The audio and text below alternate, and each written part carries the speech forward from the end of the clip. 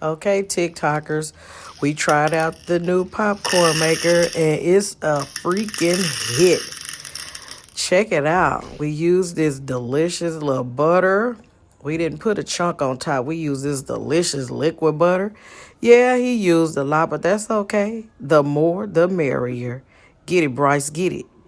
And then voila, we put it in the microwave and it came out perfect. It was delicious. Thank you.